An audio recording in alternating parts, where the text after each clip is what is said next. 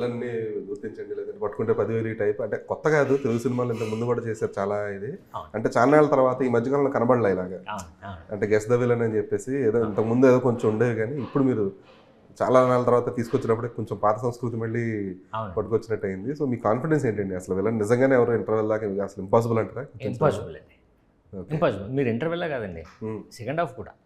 Okay, second half కూడా first half ఎందుకు చూపించాలంటే సెకండ్ హాఫ్ స్టార్ట్ చేస్తే మొత్తం చూపించాలి కాబట్టి.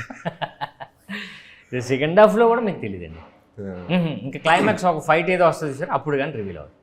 ఓకే, సో కాన్ఫిడెన్స్ అదేనండి. అందుకనే guess the villain and prize money కూడా పెట్టాం కదండి. సో కొంచెం ఇంట్రెస్టింగ్గా ఉంటుంది, రెండు సినిమా ప్రమోషన్ ఉంటుంది. పక్కన పెడితే అండి నిజంగా ఉంది అందులో.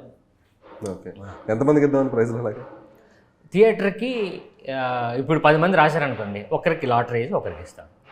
అలా 50 థియేటర్స్, 50 సెంటర్స్. 50 సెంటర్స్ మరే ప్లాన్ చేసి బాగుంది. అది కూడా మార్నింగ్ షో వరకే ఇవ్వగలం కదండి, తర్వాత ఇవ్వలేం కాబట్టి తర్వాత తెలిసిపోద్ది.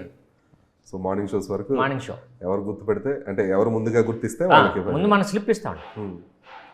థియేటర్ ఫస్ట్ హాఫ్ ఆగానే స్లిప్ రాసి అక్కడ మా పర్సన్ ఉంటారండి, ఆయనకి ఇచ్చేస్తే సెకండ్ హాఫ్ తర్వాత రాసింది ఉందనుకోండి, మీరు వెళ్ళిపోవచ్చు అక్కడికి, లేకపోతే వెళ్ళిపోవచ్చు.